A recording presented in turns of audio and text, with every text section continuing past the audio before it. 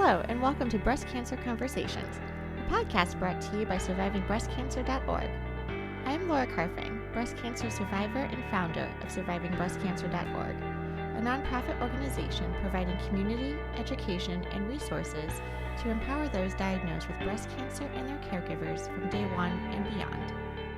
Our podcasts are made possible thanks to our sponsors, Store My Tumor.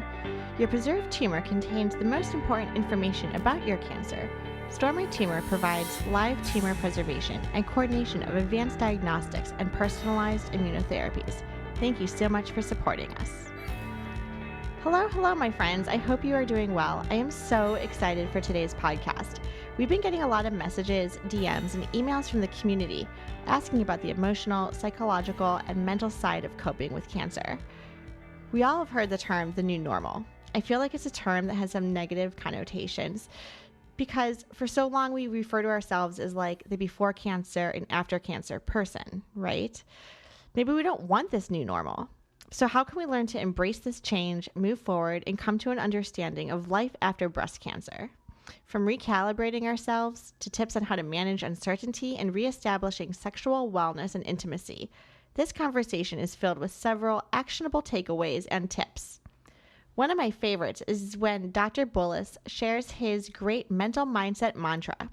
He says, "Let us remember, I am doing the best I can with what I've got right now to make the most of my day." Isn't that just like amazing? So listen to the show and be sure to leave us a review and some comments at the end about what your favorite takeaway from this conversation is. I am incredibly honored and pleased to have Dr. David Bullis as our guest on the podcast today. Dr. Bullis is the Director of Ambulatory Behavioral Medicine at Vernon Cancer Center at Newton Wellesley Hospital in Massachusetts. He is a clinical psychologist specializing in coping and illness. Having worked with both acute and chronic illnesses in both inpatient and ambulatory settings, his experience spans the range of illnesses and injuries and now is taking on the challenge of coping with cancer. He has worked with patients, families, and staff to facilitate the kinds of control and empowerment that allows them to thrive and overcome the physical, mental, and emotional barriers to health and wellness. Before we jump into this conversation, I'm playing around with some new content for our podcast. I'd like to include a What I've Been Reading section. This will be anything from updates in the news to poems, books, news articles, and quotes. Just something to continue to provide you with even more value about what's going on in the breast cancer community. I'm also going to be adding a section at the end of our show where we talk about breakdowns and rebounds.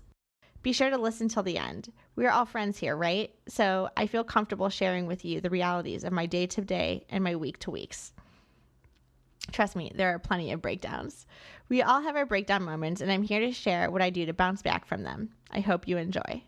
All right, so I have to say, I have been doing a little bit of thinking and contemplating about stage 4 metastatic breast cancer. I hear all the time that stage 4 needs more, and over the next couple of months, I'm going to be doing a deeper dive into what that actually means. What are the unique qualities and assistance and cures and money and fundraising and everything that stage 4 needs more actually needs and is not getting. And in part of this research, I came across the National Coalition of Breast Cancer. Am I saying that correctly? It was the NBCC, National Breast Cancer Coalition. Let's start with that. So I came across the National Breast Cancer Coalition, and they are sponsoring a bill that they brought into legislation April of 2019, specifically helping and trying to move forward the Breast Cancer Access to Care Act. So in this investigation, and I didn't know this, so I wanted to share this with all of you in case you didn't know it either, but did you know that there is a 24-month period of waiting before people have access to Medicare if they are under the Social Security of Disability Insurance? So let's say I have breast cancer and I am on disability and I can't get a job and I need health insurance so that I can continue on with my treatment plans. I have to wait 24 months before I'm even considered for Medicare? That sounds absolutely ridiculous. I'm sure there is a lot of background that I am not bringing into light here, especially because this waiting period, I believe, was established back in the 70s. So yes, there is a lot to uncover, but pretty much we need to move it forward, and no one should have to wait 24 months to be able to get Medicare, especially if they're on disability. This is almost like insult to injury, if you ask me. So what are the things that you can be doing? In fact, there are a lot that you can be doing now. I want to quote that this is a bill that you can reference. It's called the Metastatic Breast Cancer Access to Care. It is HR 2178/S1374, which is under review in its first phase of legislation. So a couple things that you can do. These are activities for representatives and senators who are not currently co-sponsors of this bill. So for example, as someone listening to this podcast, you can schedule a meeting with your representative and senator in his or her district office. You can attend a town hall meeting. You can send an op-ed piece or letter to the editor of your local newspaper and or use social media to get your representative and senator's attention. You can send an email or call the healthcare policy staff person in your local area. And you can remind your representative and senator that October is Breast Cancer Awareness Month and now is the time to act. So that is my piece on what I'm reading today. Please take action because we are here to empower you with resources and tools to actually make a difference. Now let's jump into our show with Dr. David Bullis. Welcome to the conversation. Before we get started, I think we should probably introduce our guest. So we wish to welcome Dr. David Bullis. He's a clinical psychologist at the Mass General Newton Wellesley facility, but he also works at Mass General in Boston. He's got about 25 years experience, according to his biography. And Laura and I at survivingbreastcancer.org had the pleasure of attending one of his presentations in cohort with Dr. Amy Commander. Their presentation was fabulous. All told, there were about 35, 50 people in the audience, all cancer survivors of a variety of cancers, but we're here addressing the breast cancer front. And with that, we'd like to chat with Dr. Bullis with regards to that fabulous presentation that he gave. It was really captivating, where he was dealing with the new normal for cancer patients post-treatment, and also dealing with the issue of emotional coping. And so with that introduction, I'm going to turn it back to Laura and to David, and then we'll let it run. Typically, these are very free-flowing. Great. And I didn't bring my PowerPoint presentation. So if you can start by just getting into a bit of your background, sure, and then driving right into that presentation that night, again dealing with the new normal of a cancer survivor. In our world, typically we're dealing with breast cancer survivors, and I have found that 100% of them suffer what I call PTSD after in the post-active treatment stage. As soon as they leave, you folks in the hospital and you folks comprise their number one caregiving team. I find, and we've dealt with 30, 40,000 breast cancer survivors, every single one of them says the same thing, that they do suffer from it. And so it's easily recognized. And if that being the case, that was my parking. We'll edit that one out. I was going to say, like, real street action right there. Yeah. That being the case, for them to recognize that it is the new normal, and that there are coping mechanisms. And I don't want to steal your thunder because it was such a great presentation. And by the way, we are looking to carry David's presentation as a PowerPoint resource on our resource page at survivingbreastcancer.org. So without further ado, let me turn that over to David. All right, great. Well, so just to get a little bit, sort of back up a little bit. So my background, I've been working as a health psychologist for 25 years, in part, but only been in cancer for the last 5, really. And this concept of the new normal, and you're saying it's endemic in breast cancer, it's actually endemic in any kind of medical process. I'd worked 15 years at a medical physical rehab hospital.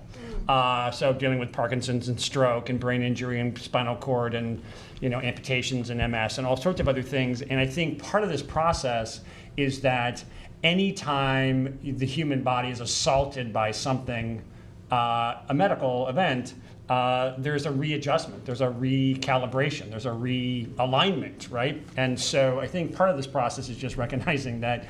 So that's true for a lot of those diseases. The difference with cancer is that, like say with a spinal cord injury, it's pretty static. Once your spine is severed, like that's as far as the current technology. I mean, everything has to be premised here on what we know as of today.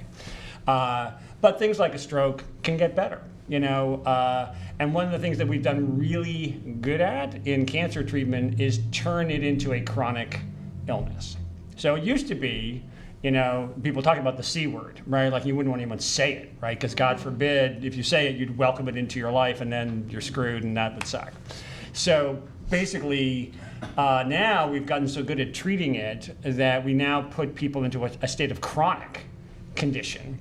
And that's really this concept, right? Of like, you now have to adjust to this. And this is true whether it's stage 1, 2, 3, or 4 cancer. And I think that's part of, like, there was a time, and then not long ago, maybe 10 years ago, if you had stage 4 metastatic cancer, the conversation was, don't buy any green bananas, get your paperwork in order, make sure you spend the next couple of weeks with your family that you love them, and, and it's been great working with you, see you later.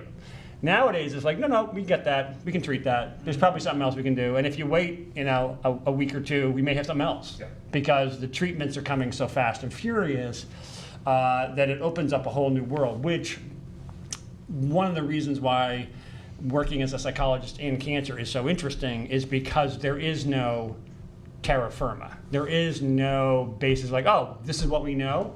We're good to go. That's how it works. And that is true with sort of working with more of the orthopedic. If you have a broken hip, we kind of know how that's going to play out, right? 6 to 8 weeks, do some PT, back on the business, maybe do some swimming, and then that's a gross overgeneralization. But the idea is that there's just, everything is changing in cancer. Breast cancer is the most researched program, domain within cancer. But it's true there, and it's true across the board that recognizing that one is going to have not only a new normal, but also a new normal that's going to persist for a long time, right? So that's why this is not just like, if you can just hang on, this is, the tough part's over and then you're good to go. Then don't worry about it. And that's just not really the case with cancer. Mostly because there's just this long-term follow-ups. There's the 6-month, and then there's 12-month, and the 18, the 24, and then they talk about taking the anastrozole, any of the estrogen inhibitors, and it was 5 years, and now maybe it's 10, and then maybe it's 15, and and that's the only reason why those numbers get longer is because we keep doing research and we feel like, hey, look at it, it's been 20 years and these women are doing better. So maybe let's make it an even 20 and we'll call it a day. Well, at that point, it's almost a lifetime, right? Depending on when you start. So I think part of this concept of new normal is based on this concept. Like what's one of the key questions that I'm asked is like, am I ever going to get back to normal? And I think that question suggests that it's a place. Like, I live at this address, and am I ever going to get back to this address? And what is actually true is, and this we know intellectually, but that wellness is a kind of a continuum, right? And it goes from being totally well down to our ultimate demise. And that's the continuum we're all on. And intellectually, we know that, right? We know that we're not immortal. We know that people ahead of us, like our parents and grandparents, may have passed away. So that's a pretty clear concept. However, emotionally, we all live on this very specific end of wellness called benign innocence, which is that position we all live in, which is like, I'm good. I have been good. I see no reason why I won't always be good. I know bad things happen, but they mostly happen to other people. And so I'm good, right? Yep. And I'm going to stay in I'm good, and I'm going to stay in that benign innocence for as long as I can. And we all tend to stay there until the thing happens. And it's the thing can be a stroke, can be cancer, can be a car accident, can be, whatever. But when that thing happens, then all of a sudden, one of the things that you lose is you lose benign innocence. You can't go back there. And so then this question becomes, and that's what happened. And so that is the larger general context. The smaller context, or the more specific context, that there are two really hard times in cancer. The first one is when you hear from your mammographer, can you wait here? I'll be right back. Like the minute you hear that, you're like, dang it, what am I gonna do now, right? And then from that moment, the clock ticks until you hear an oncologist say to you, no deal, no worries, this is what we're gonna do, here's the plan. Right. And even though that plan is not something you would wish on anybody, like cancer, surgery, chemo, radiation, the whole deal, right? When you hear that plan, you're relieved. Why? Because it gets rid of the main enemy in cancer treatment is uncertainty. Actually, cancer, like what I said to people all the time, is like the cancer part's pretty straightforward. Like we have a lot of research, especially within the breast cancer sphere, of what works. And we do much better now about tracking genetics to see, like, if your genetic code is this way, then that suggests a certain set of treatments. If it's the other way, some other treatments. So that actually, once we get all the data, it's not absolutely formulaic, but it's more formulaic than just darts on the dartboard. The uncertainty piece, though, no matter how much science advances, we can't just contain that. So that first time, and that can last, a week, it can last a couple of weeks. It depends on where you are in the process and how much access you have. And certainly within the Boston area where we're talking, the ability to get data is relatively quick. If you live in the in the central U.S. and the South and some other parts of the U.S. where you don't have 10 major medical centers all within 5 miles of each other, then this can be longer. But that time of uncertainty is sort of the worst. The other time that is hard is right after you ring the bell at the cancer center, wherever that is, and the staff were all like, "Good for you, nice work, congratulations, go enjoy your life. We'll see you in 3 months." And for us, we feel like we've really accomplished something, so we're very happy with it, right? For the person who's going through it on the other end, it feels like we're just sort of saying, "There's the door, don't let it hit you on the way out," and most patients are like, "I don't know what to do next." Right. And what do you reintroduce to in that moment? The old friend uncertainty comes right back. Huge. Yes. And so a lot of my work actually turns out to be with the people, because the funny thing from a psychological perspective is that when you're first diagnosed, you don't have the bandwidth to talk to anybody about it. When you're in treatment, you're just following orders, right? You show up on Tuesday and you do what you're supposed to do, and there's not a whole lot of emotional thought goes into it. And you don't have the energy to kind of delve into I wonder what this really feels like. Sure. At the end of treatment, then all of a sudden you have both the time and the energy to think about what you just went through, and you're also dumped into this bucket of uncertainty again.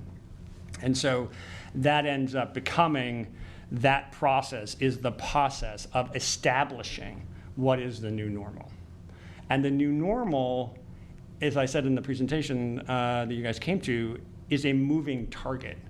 It is not a place. It is not a time. It's not like, listen, you put in your 6 months and you're good. Like with a broken hip, 6 to 8 weeks, you're going to be okay. Barring other accidents or whatever, right? But this is no. As I evolve, as I take the medicine, my body changes. My look changes. People oftentimes will say that their hair comes back looking differently. Their body image changes. And that doesn't happen, as you walk out the door. That's an evolving process. And some people like the changes. Other people hate them. That's probably an individual kind of thing. So I think that's part of this process, is just recognizing that if we think about, the new normal as a place, then you're constantly in that sort of, whatever age that is, the kids are always asking, "Are we there yet?" Are we there yet? Are we there yet? Are we there? And the answer is, I don't know, because I don't know where I'm going. Right? It's the road trip from hell. I can't answer that question because I don't know what the end point is.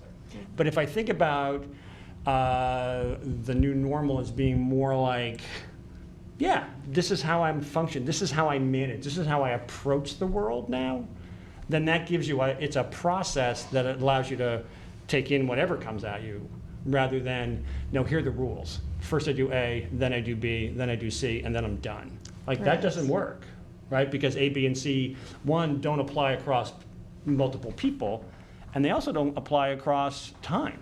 And that's the challenge. So, And I think from the perspective of all of our breast cancer community, that's when that PTSD is setting in. And you're kind of setting a really nice tone for them to recognize that everyone goes through this, and that it is the new normal. And that's what I find so captivating, because typically as an organization, we just try to inject positivity into that heinous fabric of a breast cancer diagnosis. And ultimately, they all go through that, what I refer to as PTSD, as soon as they're leaving that post-active treatment, the active treatment status.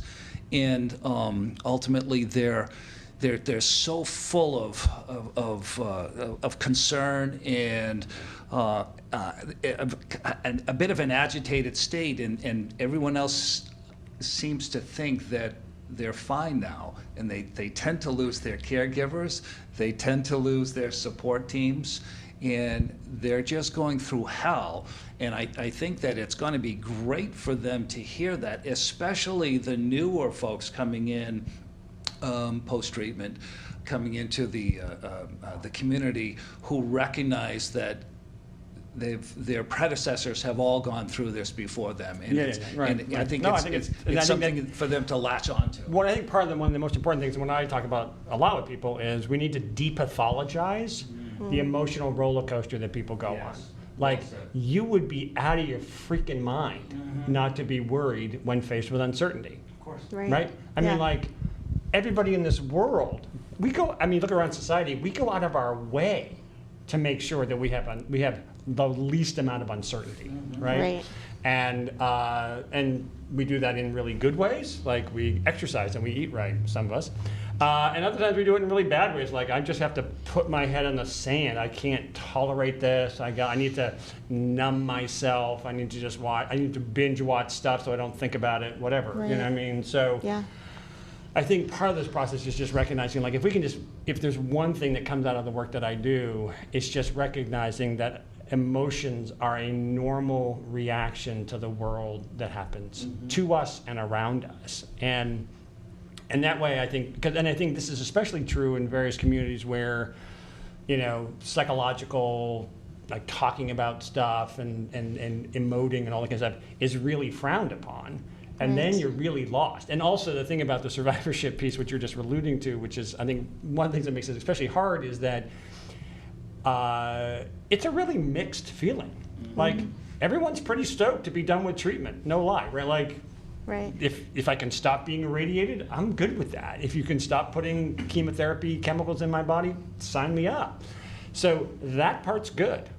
But then I don't know how to define myself by this altering, this shifting normal, because there's no guideposts.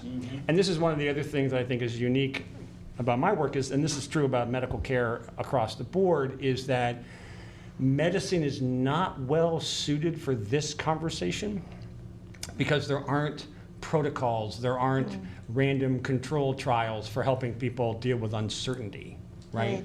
There's no drug, and I don't get on a soapbox about drugs, but that being said, I will now say that there's no pharmaceutical solving of this, so there's no interest, there's no energy, there's no money going into figuring out this out, other than websites and blogs and groups like yours who are really thinking about, well, wait, this is really important part of the process, right? We can kill cancer. There's labs and minutes away from where we're sitting right now where they're working on the actual biochemistry of how to kill cancer, which is great. But the process, the human experience of that, that's up to us. And so that's part of this work that I'm doing, and thinking about talking with you guys has been great, because I think it's part of that conversation around how do we help people recognize that the map, and this is one of those weird things, like what I say to my clients, is like, first we have to draw the map, and then you have to use the map. Right. Like having a map is great. Like, I don't know if you guys ever driven I drove across country with my wife a long time ago, and we used to get these things from AAA called triptychs. Yeah. You remember triptychs? Which gives you like 25 miles of the route at a time. They drove me nuts, right? Because I wanted to see the big picture. I wanted to see where I was going in the big picture.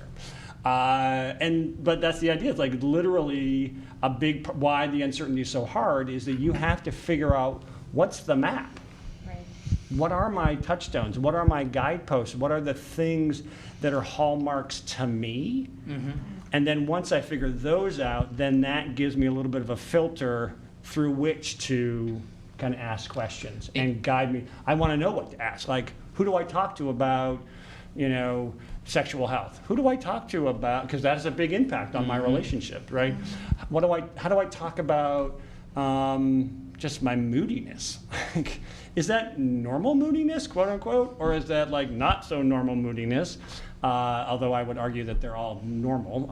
They're just different sources, right? Some of it's hormonal, some of it's medical, some of it's just, I don't like the fact that I've had to go through this, and I'm having to grieve the loss of that benign innocence. I'm having to sort of get my head wrapped around what the new stuff is going to be, and it all seems new to me, and so how do I do that? So we attended in late winter, we attended the Nurse Navigator Conference out in Las Vegas. And to a navigator, and we met up with 400 navigators there that came to our table and asked what we were doing, and typically we'd give them that lock, stock, and verse as to, that with the PTSD starting as soon as they leave you. And you could see the light bulbs going off. It's like, you needed to talk to this whole conference. And that should be part of their, CEU that they have to go through to get their continuing education. Right, exactly. And they all seemed perplexed. And the light bulbs did go off because they clearly understand that. But their focus is largely on that treatment side. Yeah, the medical piece, which is what they're trained so well to do. And they do a fabulous job. I agree. And then the survivorship piece is kind of pushed to the side, and to help their patients on their way. This is where I feel that this is where your piece really comes into play. Yeah, no, right. I think it's we try to integrate it more at the Mass General Cancer Center. We try to integrate that more, but it's a struggle because on the one hand, people don't want to necessarily return to the scene of the crime, so to speak, exactly. right? Like, so people have spent all this time at the cancer center, and part of them wants to leave it, as if it were on fire, and other parts of them want to come back to it because it's this one place where they got this daily dose of compassion and caring and people who understood what it was like to go through it. So there's this tug of war, right? Yeah, I was at my one of my support groups at my hospital where I was getting treated, and we're all going around the table of like talking about places where we feel safe, where we feel secure. And I remember writing in my journal and sharing with the group at the time, like, I feel secure here. Like, every time I come every week. You guys are checking my blood work, and you guys are taking care of me. And I had this constant affirmation of, like, you're going to be okay, or here's the plan, or, oh, a new study came out, so now we're going to tweak it this way, but here is why. Right. And it was, like, this amazing, like, I just want to be here all the time. And then, you're right, like, after you get, like, come back in 3 months, come back in 6 months. Now when I go back for my checkups, I'm like, oh, I don't really want to be here, because exactly that's where the scene of the crime was. I think you bring up such a huge point, and I'm like the mind is churning a little bit thinking of who our listeners are, right? Those are, I mean, it could be anybody, but really those who've been diagnosed with breast cancer or those who are trying to get more information about a breast cancer diagnosis. And I'm thinking back in my own experience, no one actually spoke with me about the emotional and well-being side of a breast cancer diagnosis. It was very much, here is the plan. We're going to follow the plan, stick to the plan. And not at one point did someone say, like, your life is about to be dramatically altered. And maybe they shouldn't say it in those terms. But, at what point do we get introduced to the psychology? And is there, a time that's most appropriate? When I talk to those who have been diagnosed, one thing that we definitely stress is kind of like when the person is ready, right? There are a lot of people who do not want to be associated with it, and they keep it very close to the vest, and they don't want to be acknowledged, and they're just like on the website reading very passively, and I don't know their first name. They're just getting content. And then there's other people who come to our like in-person meet and greets from all over the country, and they want to like talk to the person and hug the people and say like, you're my like sister, and we've been through this together. And so you have those extremes. So I think when people do feel emotionally ready to either share their story or talk about it or ask for help because they realize they need this unbiased, person to just listen to them. It can be a different time for everybody, but do you have any thoughts about how these conversations can start getting integrated into that full treatment? Yeah, so it's a great question. So when I first came to the Cancer Center, it was my belief, and it still is my belief, that I think the earlier professionals can broach this topic, the better. But with the contract, with the sort of the concept of that we can provide the buffet, but you may not be hungry at that moment for more information. So, but it's our job to provide the full buffet, and so for those people who are having a hard time eating, this may be a bad analogy, but you get the idea. Like the idea is, we want to introduce those concepts right off the bat.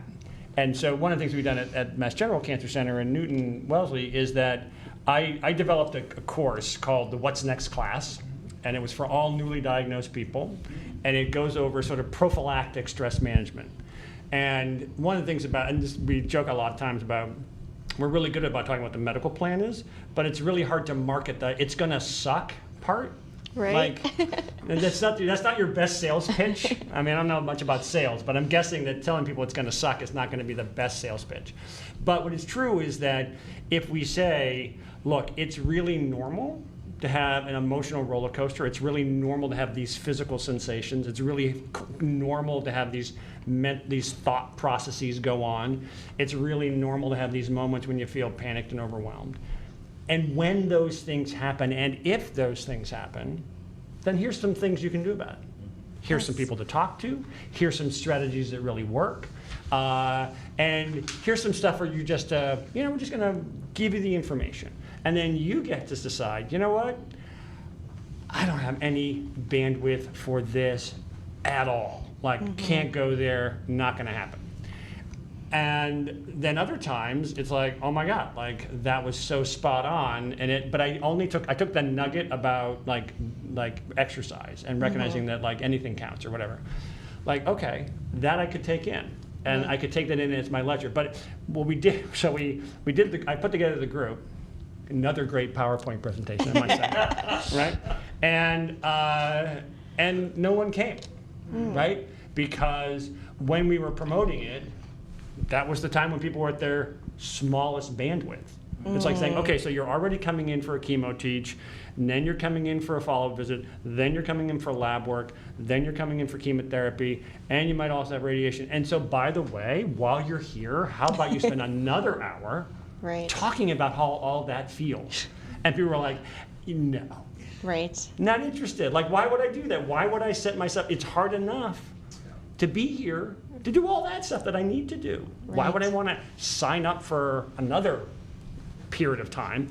So what we did was we put it online. Okay. And some kind of low-tech videography. And it's now every new patient that comes to the clinic gets a handout that says, here are the things that we recognize happen to everybody who comes through, or some a lot, some a little. Some people have some parts and not others. Nevertheless, here's a resource for you. It's built by us. It's with our resources. It's with our staff. And you can go online and look at it. And, if it whets your appetite to go, it's like, I really need to talk to the dietitian, or I really need to talk to the physiatrist, or I really want to talk to, the massage sounds great. Can I get a massage? All of that's sort of in there.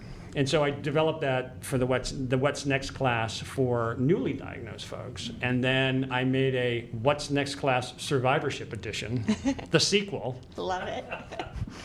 I only have 2 sequels. Like, this is not Game of Thrones, right? So sadly, the videography is still not that good. There are no dragons. We got the theme music down, so it's full fine. Disclosure. There's no dragons. There's no fire. Whatever. in any event, that the idea is that for the same reason, right, is that when people will enter into survivorship and they'll leave, and then there's this, and the way the protocol works at our hospital is that you then come back a month later for your survivorship visit. And partly that's because you kind of like, you want to have enough time to figure out like what's wrong, like what don't I like? Right. You know, so if I just come back the next week, I'm still in sort of the honeymoon phase, like I don't have to come back, it was great. Right. I went to dinner, I went out to the movies, I didn't have to worry about getting up early or whatever. So a month kind of gives the people enough time to kind of think about it. But during that month, it's not like you don't have any questions, right? It's not like you're like, oh, I'm totally good. You know, a month, I'll just check in, like I'm going to go see the dentist next month or whatever. It's not like that, right? There's a lot of stuff. So we do the same thing. We give them the same kind of video link, and it's like it's a series of episodes. Again, do not think, you know, HBO. It's a series of episodes that go through the various aspects of it, and what is to expect, and what to think about, and what to ask. And really, I think the main idea is we really want to prompt patients to ask good questions. Yes. Right? Because in essence, and this is something that I think this is another one of my, I'll be hopping on and off my soapbox throughout the podcast, Dave, so please, I apologize for anybody to that. But one of my main driving messages to all patients is that we, the providers, work for you. You hire us to provide you a service, to get rid of your cancer. That's what you're hiring us for. And in the Boston area, you can make the joke like, we know there are lots of other providers you could choose from, and thanks for flying Newton Wellesley. Just like JetBlue kind of thing. But the idea is that it's very important for two reasons. One is to empower the person who's going through it, to recognize that your goals should be the driving force behind what you go through. And also to help organize the provider's thinking around, when I offer you something, I should be able to make a cogent argument about why that's going to help you achieve your goal. Not just, I mean, I think it's nice to hear about the statistics and say like, you know, this treatment reduced the recurrence rate by 25% or 2% or whatever it is. And I think that's great at a population statistics level. That's interesting, I think. But in terms of me as a person, like those population statistics don't actually have an impact on me personally, because I don't know where I would fall along that percentage, right? Like, am I going to be in the 1% or am I going to be in the 99%?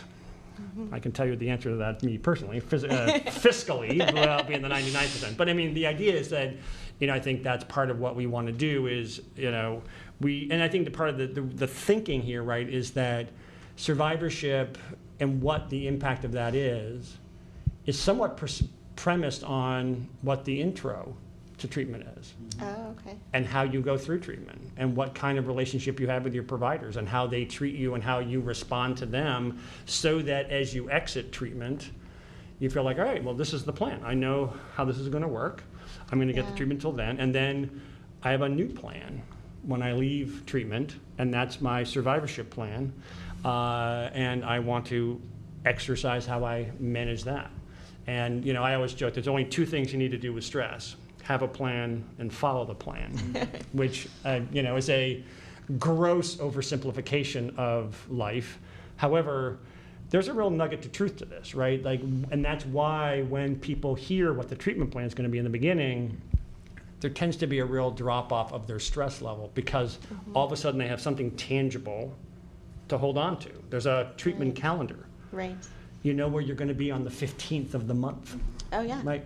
Yeah, I joke on my podcast a lot, actually. When my doctor told me I was going to be on some of these aromatase inhibitors for the next 10 years, I like literally fell off the table because there's no calendar big enough. Right? I was like, how am I going to even measure and check off the box every single day for the next decade? Right. So exactly. You're right. There's this ambiguity, and I think you bring up such interesting points about like the survivorship plan and this process, because for me it was the first time that I also realized that I had a lot of say in what that survivorship piece looked like. Yeah. Where I'm sure I could have argued, you know, I don't want to do chemotherapy, I'm going to choose a different route, I'm going to do X, Y, and Z. Like, sure. Technically I did have a choice.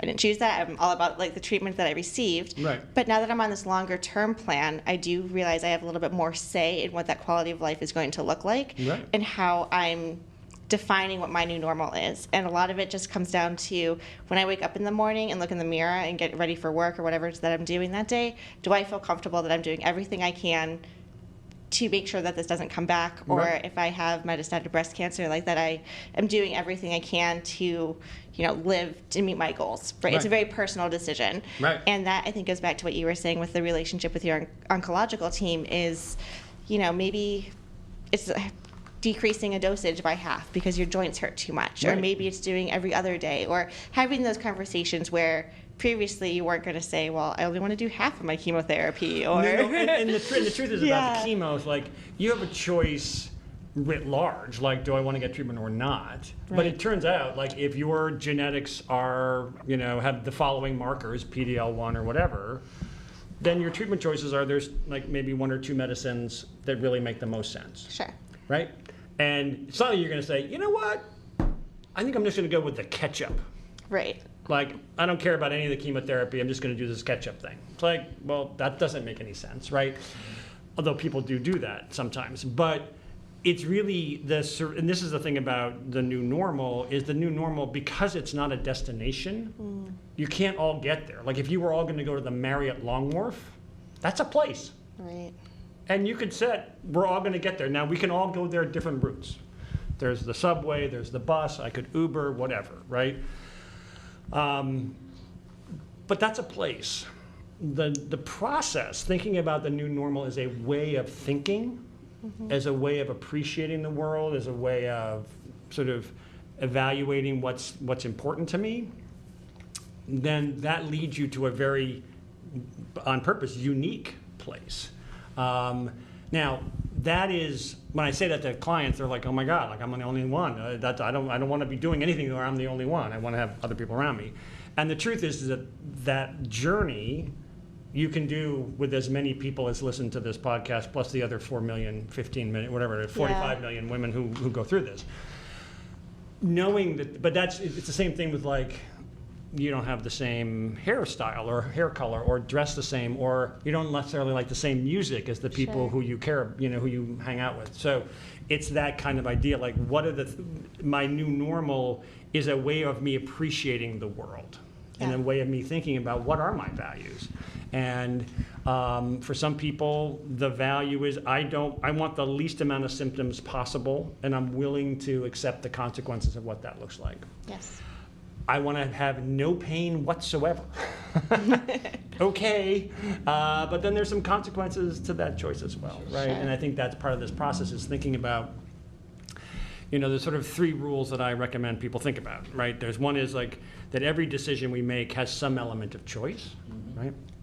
Every choice, number 2, every choice we make has some positive and some negative element to it. There are no perfect choices in the world. And number 3 is there's no such thing as not making a choice. So part of the thing about the new normal is recognizing, like, I'm going to make a choice.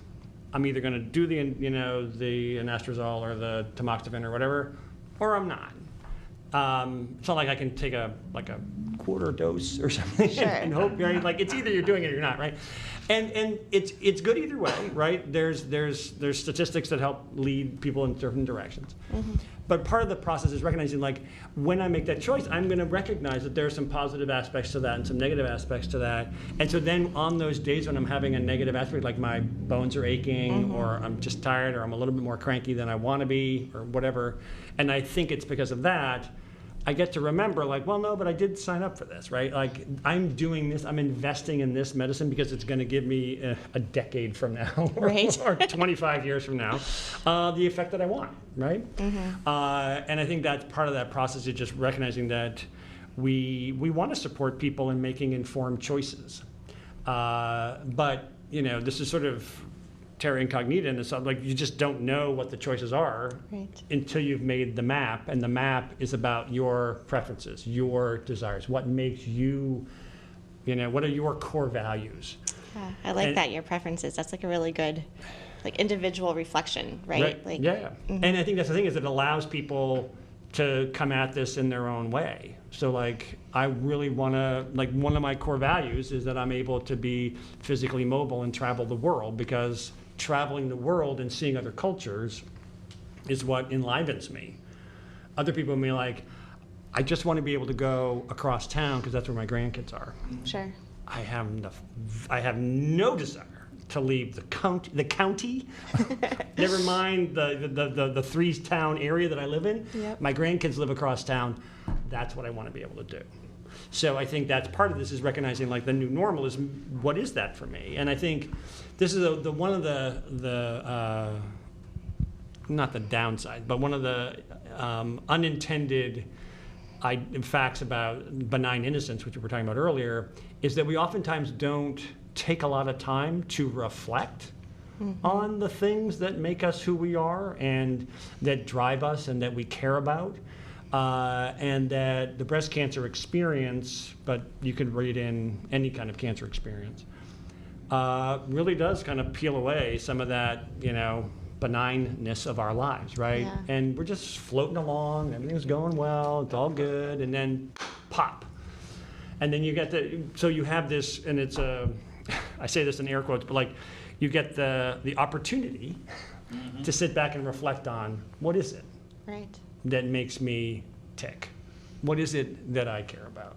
What is it that I really, you know what, that is important to me. And I want to, and when you think about that, that is one of the things that allows you to have, that's where the new normal comes from. Okay. Because those guiding principles then allow you to make decisions. You're like, no, this is really important to me. I really care about this. And, even just the development of this website and podcast and all those things, like that was something that you guys decided, like, this is really important. I don't want to let my experience just blow away in the wind, like, oh, that was just another breast cancer patient. Yep, there she goes. There's another one, You want to do something of impact. And I think that's a really wonderful use of that new normal energy. Like, this is one of the new normals for you guys, and I think that's great. We always urge our community to celebrate every day, and that gives you a newfound perspective on life as well. If you could you touch bases with the caregiving community, and what is their coping mechanism going to be looking like as they're taking care of a spouse, a loved one, a parent, or whatever, dealing with the many issues of a cancer diagnosis and post-treatment survivorship?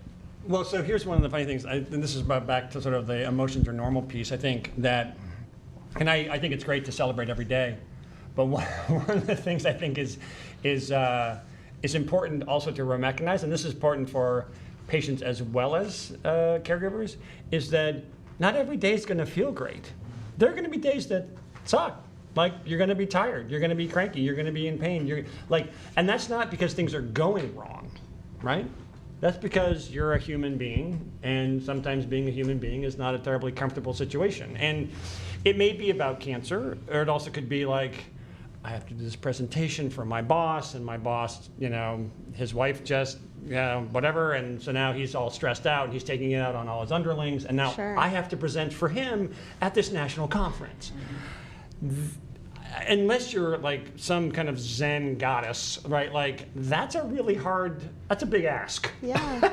Right? So to think, well, I should be happy that I've survived breast cancer in that moment, I don't know. Like, you may be thinking, like, this sucks. I don't want to do this. I'm really stressed out about it. Sure. So I think part of the process for people who've gone through it is to recognize, like, one, there are these normal emotions. Two, I'm going to have them.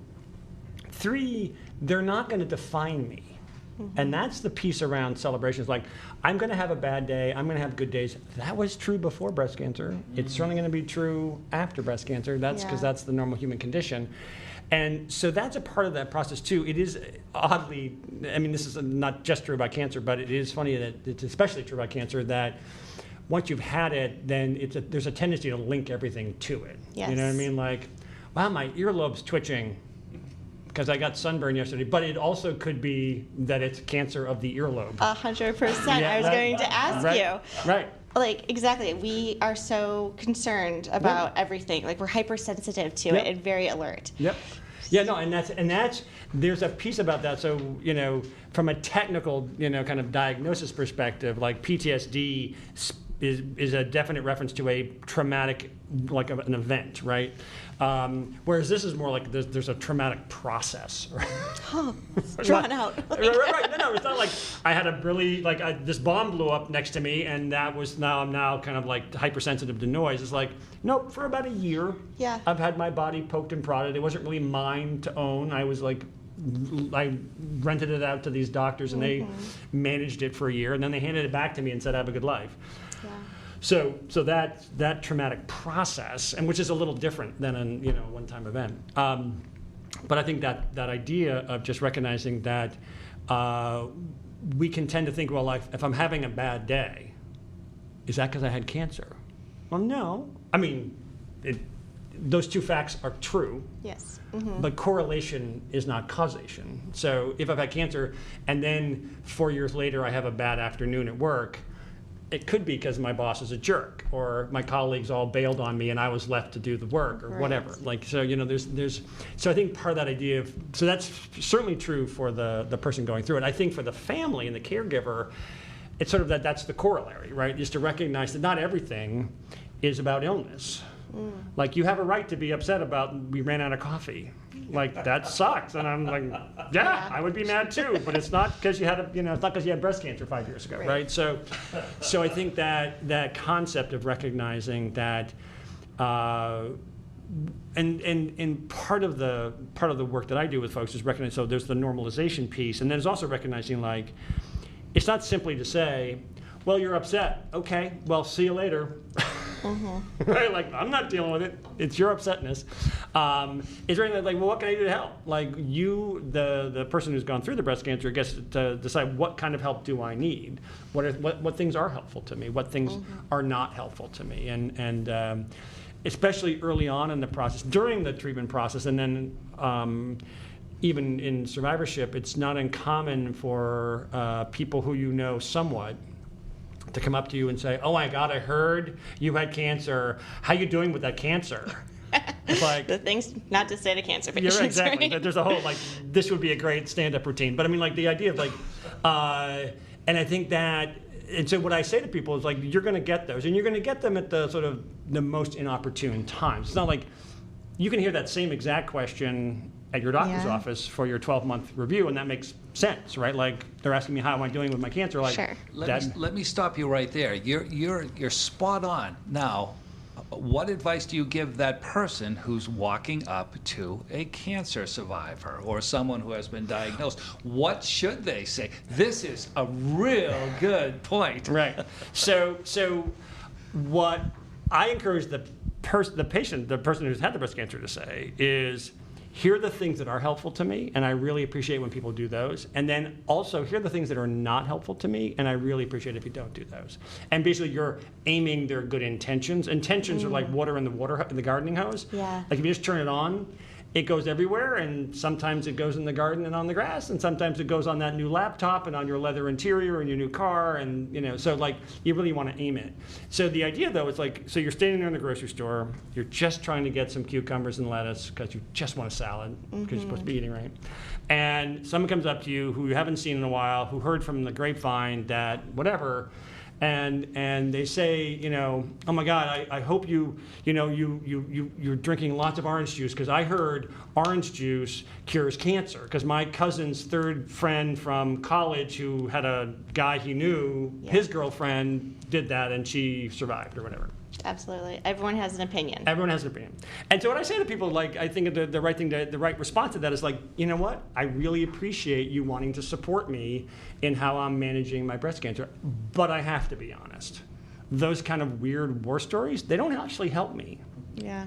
Right? So I know your intention is to help, but that kind of story is really not helpful. I mean, the stories that I've heard is, bizarre stuff. You're like, wow, like how is that even remotely supposed to be helpful? Yeah. But you know, Well, a friend of mine called me, and he told me about these magic mushrooms from Japan, and I said, people who are eating those are dying, and that's enough of this conversation. But on the other hand, advising those people coming up to the cancer, and then what should they say, so that it's encapsulated in something positive. Well, I think part of it is recognizing, like, you know, sort of the question that I encourage people to ask is like, well, how you doing with the coping? You know, how you holding up? You doing well? No, like, what's going on? You know, the idea is that, and this is when I have a little handout I give to clients at the end of a first session, and at the bottom of it has a link to those videos I referred to earlier, the What's Next class stuff. Mm-hmm. And I say to the patient, I say, send this to people you care about. Yeah. Send this to people who are in your circle who you want to support you. And the reason for that is that cancer can become the focus of the conversation. Mm-hmm. And I think in survivorship, what you're really trying to do is shift the narrative from this is about my cancer to this is about my coping. Right. Right? Because, and this is going to sound kind of snarky, but you don't need any help with cancer. Like, you've taken care of that. Sure. It's all done. Yep. All right, in the back, in the rearview mirror, done that. Coping, on the other hand, is a ongoing process. And that's, coping is the kind of functional equivalent of establishing that new normal. That's how you establish the new normal, is by developing a plan where you can cope with what's coming at you. And so having people engage you in a conversation about how's the coping going? Is that working well? Do you know, I heard people are coping doing exercise. I've heard people are, doing yoga retreats, blah, blah, blah. And it's just the idea of like, that then shifts the narrative from, what was wrong with your body. Right. To what is right with your approach. Okay. Right?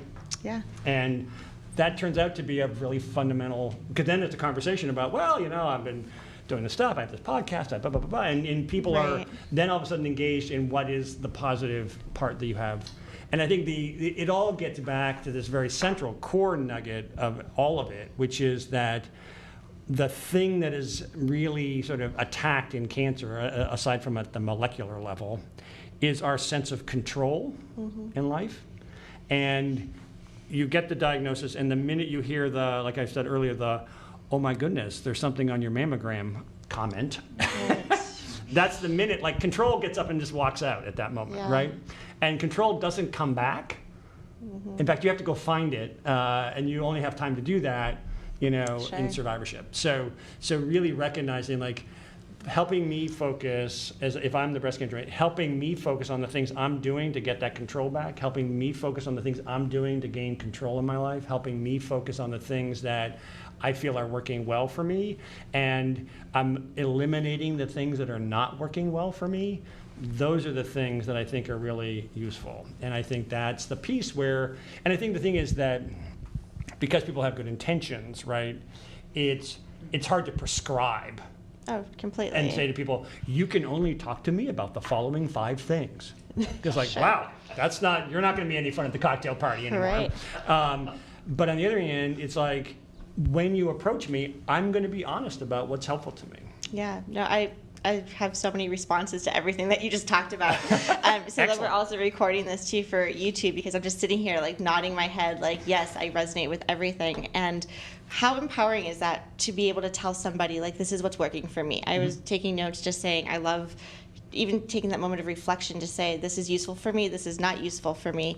But then also to remind our listeners also that it's okay for what works for you may not work for somebody else. Totally, right. So I always try and approach, even like on the podcast or when we're connecting with others who've been diagnosed with breast cancer, is what type of language do you prefer? Some people love the word survivor. Some people hate the word survivor. Right. Some people, feel empowered with like words like fight and warrior, and they're like crushing it. Right. And other people are like, no, I'm really like healing. I'm living with cancer, and so I'm finding this way of coping that's healing every day. And right, so and making your peace with it versus beating the crap out of it. Those are all exactly. Right. So I think this approach too that you were saying also, William, of like, what advice can we give others, is really just asking for that permission, right? Like talking to the person to say what works for you. How can I best serve you? Right, exactly. And I think also having the patient feel empowered to articulate that. Yes. I mean, it's one of those things where this is not a normal part of discourse. Right. When you meet someone, it's like, okay, here's the deal.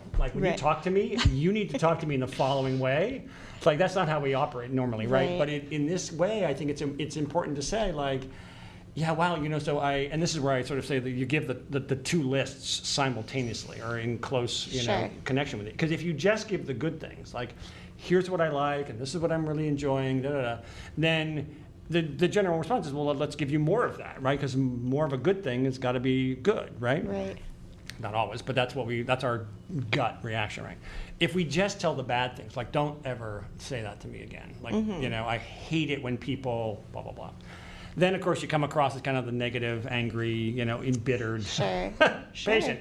That's not very helpful either. So it's when you put the two together, this balanced piece, which is to say, I like this part, this is what's working really well for me, and I'm really enjoying doing that stuff, Right. but I'm also staying away from all this stuff that I found doesn't help me. And it's really, you're creating that dialogue. These are the words that I like to use that help me feel empowered. These are the words that I like to use and that I like to engage in conversation with people about, because that's what helps me feel like I'm focusing on the part that I do want to focus on. Yes. And I think in the end, people's good intent, people want to be having a conversation with you about stuff that you want to be having a conversation about, Exactly. right? So I think in the end, it turns out that I think people respond well to having that guidance. And then but from a caregiver's perspective, just recognizing like, you don't want to assume, right? Because if you come up like, you're crushing it, you're killing this thing, man, and you're like, oh my God, like I am so anti-war metaphors, right? And Sure. the idea of having a battle going on in my body was anxiety provoking for me. And so some people are like all over that, and other people want to take a more, the imagery of healing and of letting go, of fighting the cancer, but also thinking about kind of being at one with their wellness and all that. Exactly. Those are also really positive and really healthy.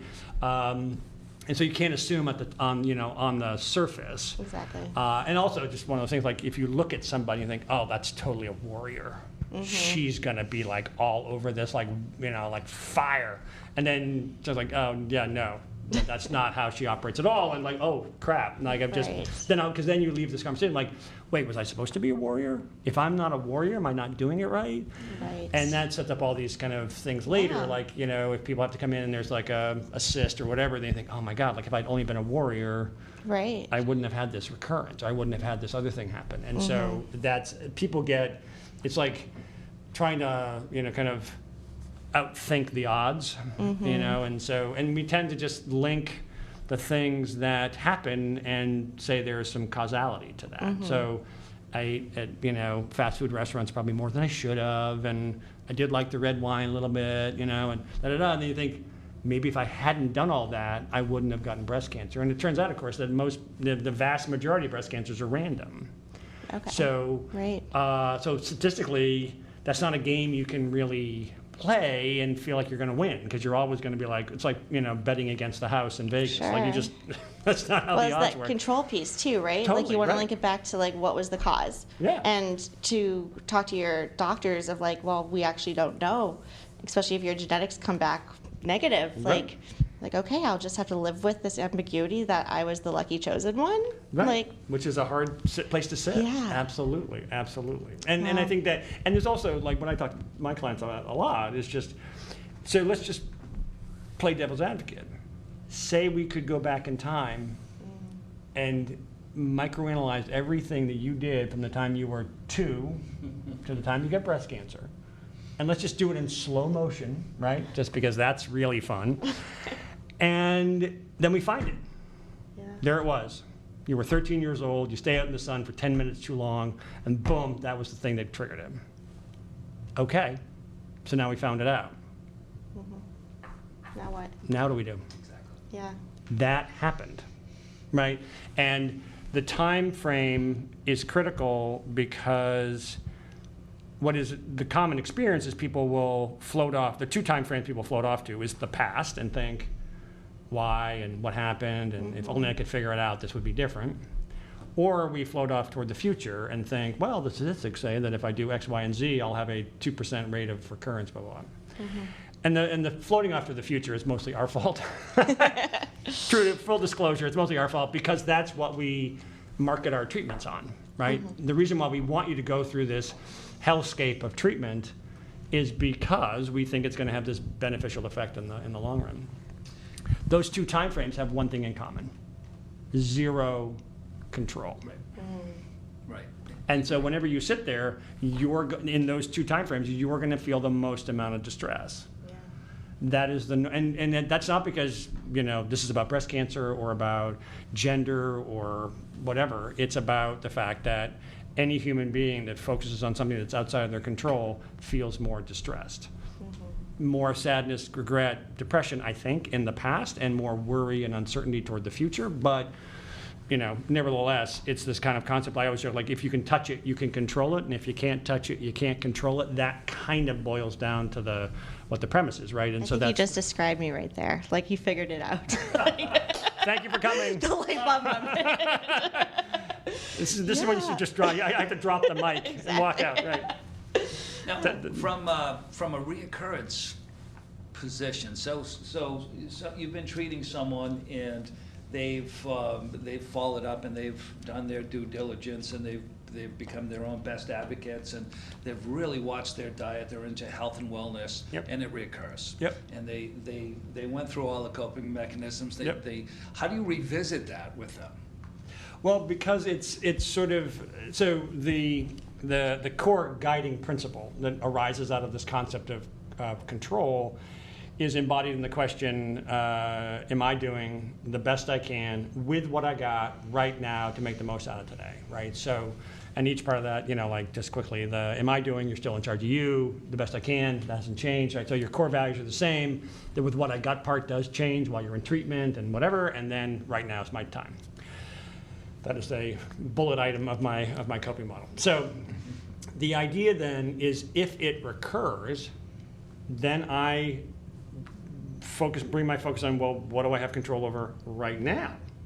Like it's sort of like, what do I have control over? It's like, am I there yet? Except, do I have any control over this? What part of this do I have control over? And the good news is that, and this is good news, I guess in quotes, but it's a good news in writ large, I think, is that there is a treatment plan available. And I think if one can imagine in these major hospitals around the world, there's like a big, there isn't really, but it's just imagine like there's a whole wall and in it are these little cubby holes and each one has a treatment plan. And there's a treatment plan for people who are, who have the genetics of, PDL, whatever. And there's another one for that, whether it's negative, and if it's HER2 positive or it's ER negative or ER positive or whatever. And there's ones for the primary treatment, and then there's ones for recurrence or whatever.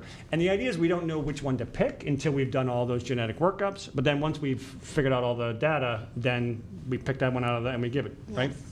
So and this is about, so fear of recurrence, right, is probably in the top one. Fear. Absolutely. Yeah, right. I was going to say top 5, but it probably is in the top 1. It's the top 1. I have yet to meet a survivor who didn't think it was coming back. I have not met one who said it's definitely not coming back. When you ask them, especially if you're sitting down, you're having a nice conversation, it's over a meal or a cup of coffee, how you doing, getting back and forth, talking about all of the coping mechanisms. Do you think it'll come back? Do you have that fear? Every single one. It said yes, absolutely. Haven't met one yet. Right. So it's not unreasonable then, right? To think people might have a fear of that. That's right. right. Right. So, and the way one manages that fear, right, is by doing exactly what you said, Laura, which is just like, I've got to then put my energy on what is tangible, what is real, what is here. I can't go back and change that time when I was 7 and I stayed out in the sun for 10 minutes too long. And I can't go into the future and decide, oh, well, wait a minute. If I'm going to win the lottery next year, well, then screw it. I'm going to Fiji and I'm just going to, have a good time, right? So we can't go those two time frames, the past and future, we have no traction in. So the best way to manage that fear of recurrence is to recognize if I'm actually doing the best I can, physically, mentally, emotionally, socially, whatever, that's where my traction is. Then if it comes back, then I have to get the next treatment plan. And then I'm like, but this time, the second time, you're not a rookie. Right. Not your first time at the rodeo, right? You know how to go in, and when you talk to your oncologist, and the oncologist is like, well, we could do X, we could do Y, you go like, no, we need to come up with a plan. I want a plan, and I want it now. Right? You all of a sudden become a much stronger advocate for it, because you know that when you're a strong advocate for yourself, you get what you need. You get what you deserve. And so then that's part of this process, is recognizing that we can't. I mean, the fear of recurrence is obviously it's very specific to cancer, but it is truly the fear of what might happen in the future. And for any of us who are paying attention to the environmental world, issues, or the political issues in the world, and it doesn't matter where you are in the political spectrum, like the uncertainty of what's about to happen in the next 6 months, 6 years, whatever, like, a lot of people have anxiety about that. And people have anxiety about the economy and, whether my job will be here and all those kind of things. And so all of those things are fears about the future. And all of those things have that thing in common, which is uncertainty, right? And you sort of, when you go over and edit this, you'll be there's a few themes that Dave has to kind of perseverate on, but that's one of them, right? Like that this idea of uncertainty is the thing. That's the enemy. We have treatment plans for illness, and if we wait 15 minutes, we'll have more treatment plans for illness. In the time we're doing this podcast, there will be more treatments becoming available for patients with various stages of breast cancer. My response to Laura over the last multiple years with regards to survivorship, when she would bring up that point, I would ask her, well, are you talking about recurring next year or 20 years? I said, if it's next year, then you know how you're going to be going through the various treatment plans. If it's in 20 years, they're going to give you a pill, and it'll be gone. Yeah, or they'll have one of those recorder things I did on Star Trek. Yeah. You're like, all right, thanks. Yeah, exactly. Right, no, I think that's the thing, is like, so that's a part of this process and this is where I tell people a lot of, like, basically with cancer treatment, you want to be as healthy as you can to keep going as long as you can, because in the interim, the things that right now are fatal will then become chronic. The things that are chronic now will become cured, right?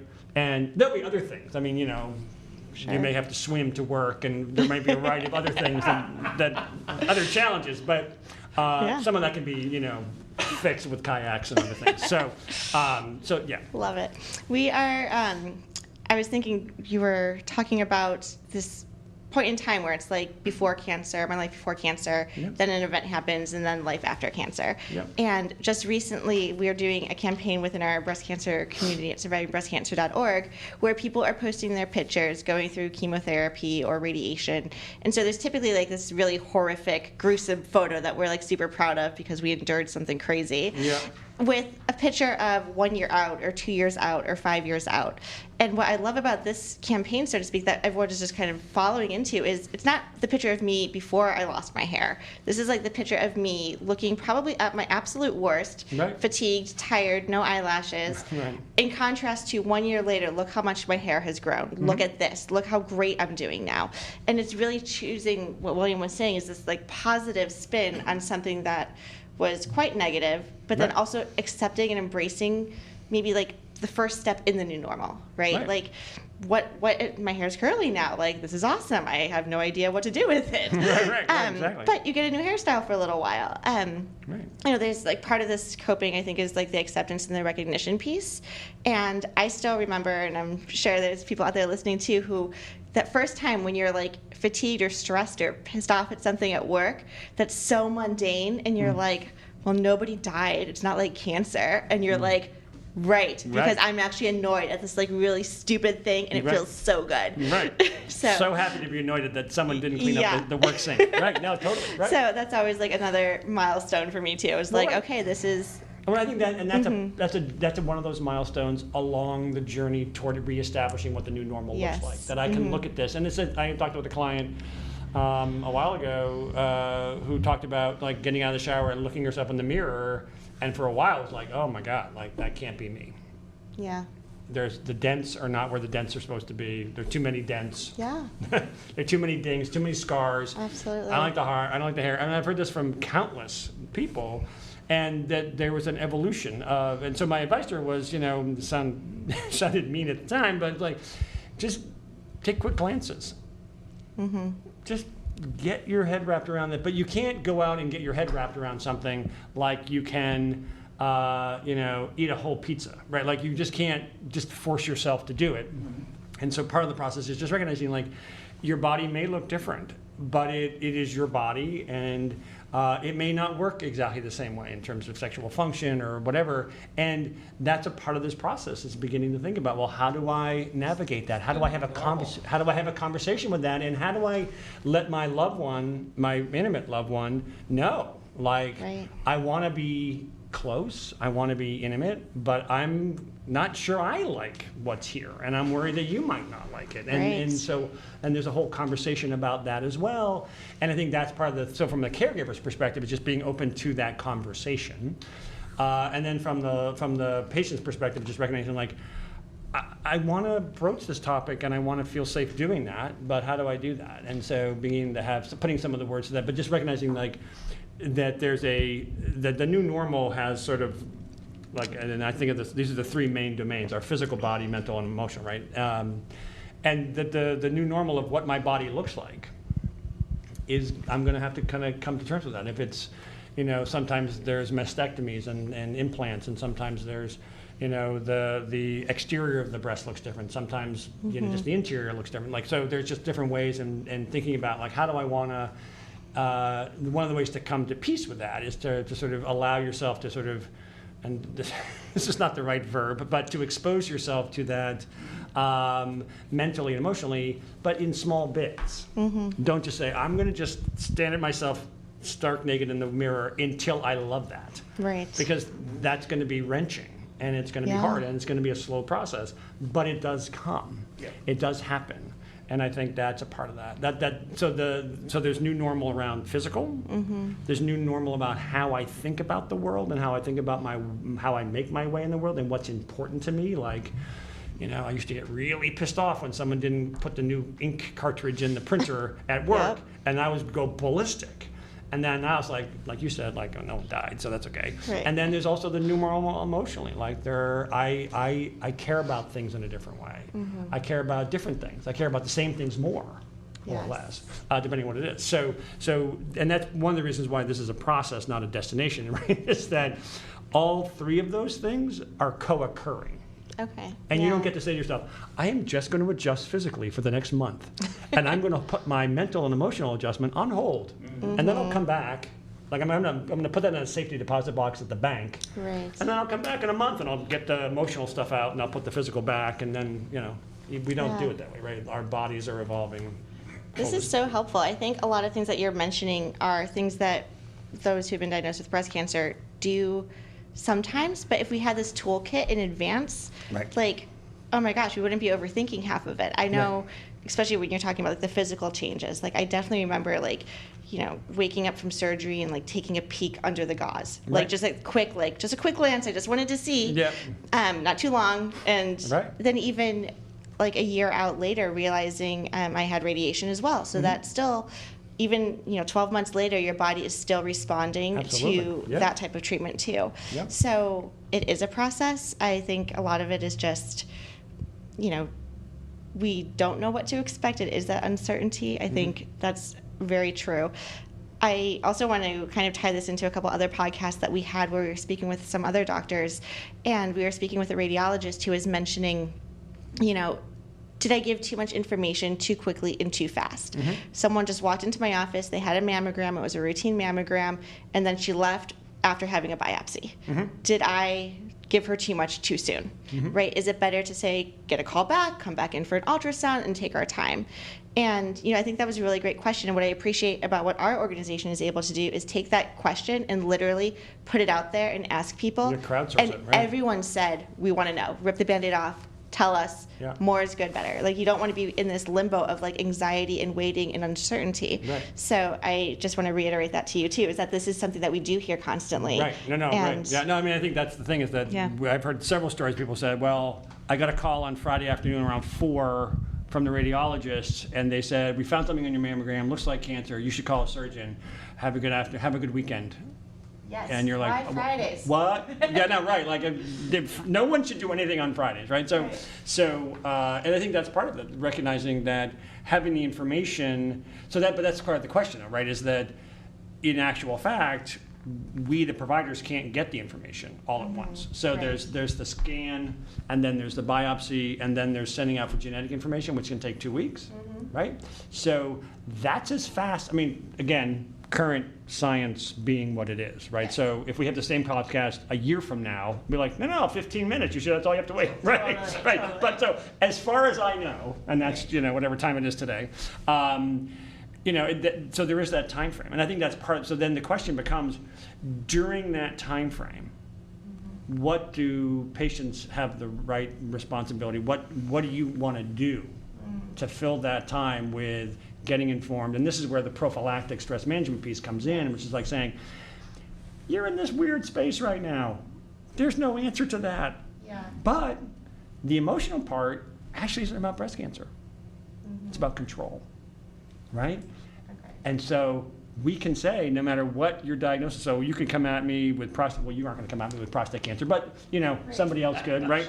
I'm just guessing. I mean, we don't know each other that well, but I'd say like the idea is like, it doesn't matter what, because, I heard that story from a guy who had prostate cancer. I've heard that story from women all the time with breast cancer. I've heard that story from people who come in with a large lump on their neck, and it turns out it's something really benign, and then it turns out like, oh wait, that and so then later they find out that maybe something else wasn't benign or whatever. So I think there's ways in which, if we think about the larger concept, and this is where I found the work kind of interesting, right, is that it actually turns out not to matter quite so much what the actual disease process is, but recognizing that that disease process, as formulated by whatever the results will show, is causing a rise in uncertainty, right? Is attacking your sense of control, your sense of certainty. And that's the enemy. And that in those 2 weeks while you're waiting for those results, that's the enemy. I'm going to go back to a couple of thoughts ago where you're talking about the physiological makeup and the advice to a breast cancer survivor who really had a great deal of difficulty dealing with the bumps and bruises and the cuts and scars and whatnot. And ask you to expand upon this sexual relationship and the effect of sexual relationships. And we get that a lot. There's a lot of discussion, and I think folks would like to hear from you on that. That was one of the questions I had for you. Yeah, no, totally. So, If I can add just a little bit to Yeah. piggyback off of that, because you're absolutely right. I think it's, one of the top questions that we get that we don't have the answers to, and we're trying to figure it out. Yeah. But to be the voice also for those who are incredibly young who've been diagnosed with breast cancer as well. Questions of fertility, of how do I date? How do I bring this up? If I've Right. completely lost my sex drive, if I've completely, my body has changed and I'm thrown into medical menopause. And I mean, outside of a support group and just talking with people, I really don't have a lot of information to share. So Right. looking to right. So it's a whole area of study, and Yeah. but it's a whole area of study that's not studied by a lot of people, right. right? So, and some of the major medical centers, don't have somebody, right? Dana-Farber has one person who's great, but I think part of this process is just recognizing that. So a lot of what I recommend is more about sort of sexual health from a kind of psychological, emotional perspective. There's a fair, and so it depends on what the question is, right? So for fertility management for young women who are going through this, there's a whole process of egg preservation, and then infertility work, which is, there's a whole degree of science, and that's like 10 podcasts worth of stuff that one could talk about. So we'll have you back then. No. Right. So there's things to do to preserve that. There's also, I think, important to recognize like there's ways to parent that don't require giving birth to a child. So there's lots of that kind of thing. So if parenting is a driving force, then recognizing, but I would say, so this is my sort of reiterating again, like if that's a major driving force in who you are as a person, then you want to bring that up front. You want to say to somebody, say to your doctor, this is something that's really important to me. You need to help me think through what my treatment options, given that that's one of my strong things. Now, for the people who might be listening to this podcast where a lot of that ship has already sailed, and part of it's just recognizing that, I would hope that, centers would talk to people about fertility preservation. And if not, then obviously there are things around, fertility clinics and all that kind of stuff that can be addressed. I think around the sexuality piece, there's a whole body of research around sexual health and sort of healthy sexuality. So the other inverse of that. And I think the general formats are one, remembering that physical intimacy is a expansion upon emotional intimacy. When it's done healthily. I mean, I'm not talking about the, like I was in college and kind of half drunk and hammered and whatever. Like that's not intimacy. That's just sex and that's lust. And, people don't need a lot of help with lust. You either have it or you don't. And if you don't have it, then you don't worry about it so much. Love and intimacy is something that you want with your partner. And if you don't have a partner, you want a partner who you can have it with. So I think in that sense, so with that caveat, that if we think about rebuilding intimacy, so it's what's very common in the work that I've heard and talked about with folks is that they had a thriving sex life, the patient and her husband or partner, and then all of a sudden it came to a screeching halt, obviously during treatment, because talk about bandwidth, there's like no bandwidth for that, right? And also you're not physically feeling up to it, right? And so I think part of it is recognizing like that's sort of like everyone recognizes like that's a time for a timeout, and but intimacy can be nurtured even during that place, right? And so part of the recognition, like when I'm in treatment, what intimacy looks like is, I want to be able to fall asleep on your shoulder. I want you to hold me. There's an old joke in psychology that, the usual invocation is don't just sit there, do something. And in psychology, the invocation is don't just do something, sit there. I like it. Right? Yeah. So it's okay just to sit and be a partner in this process. And this is, so that's sort of obviously true during treatment when you're have like 20% energy and what you really want to do is just watch Netflix or whatever. God, she knows me so well. I'm not judging. Could have been Hulu, right? Whatever.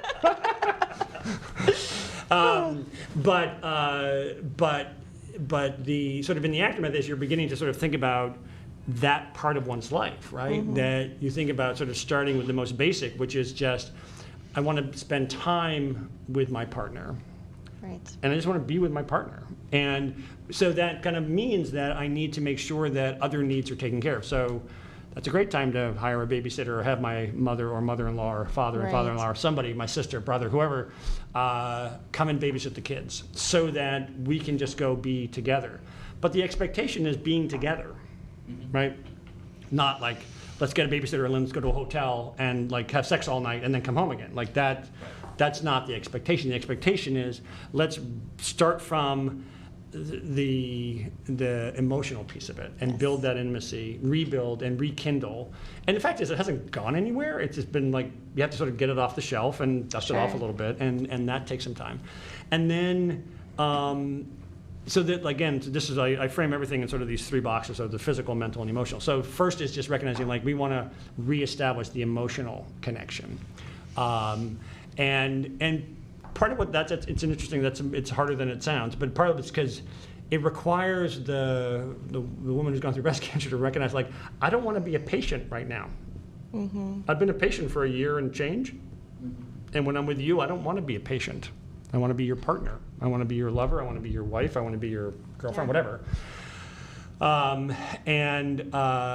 That's just like, that's a role image, right? Because you spend a lot of time being a patient. Yeah.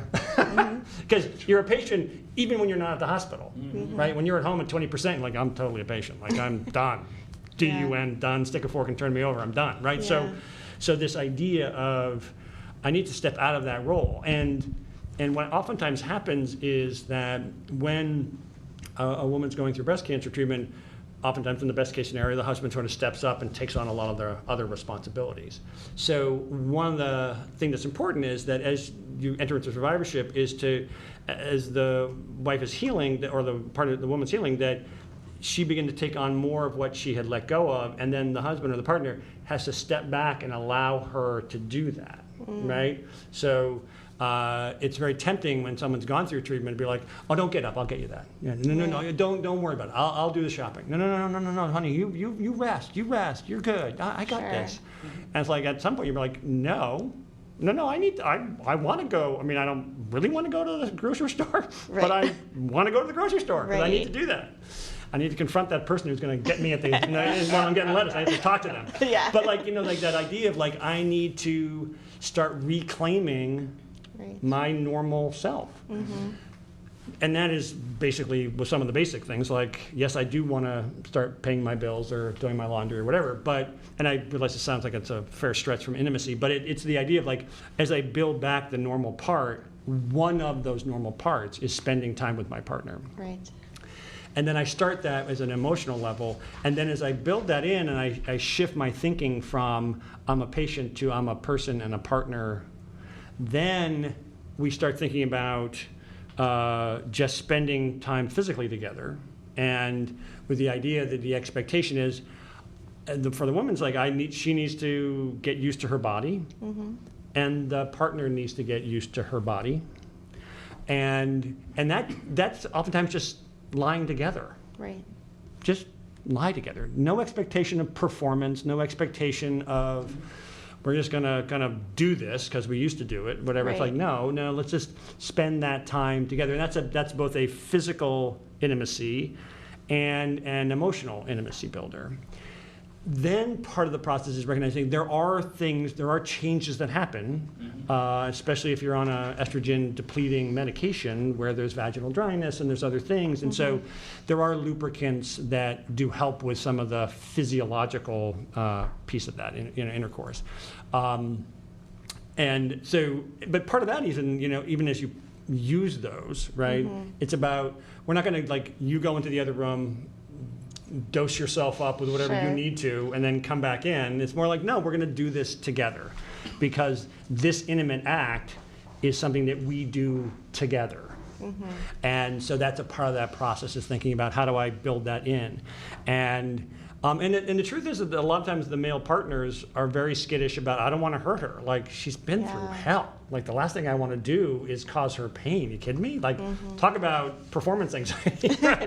Like, I don't want to do this wrong. I don't want to hurt. And so all of that's in your head, right? So that's part of why I say, don't start with like, let's jump right back into where we were, which is however many times a week, and went on for whatever.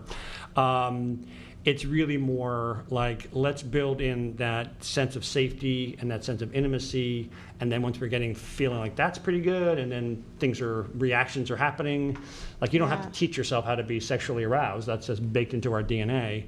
And then you can make sure that you have the moisturizers or whatever, the lubricants that allow your body to feel that in a way that is more comfortable.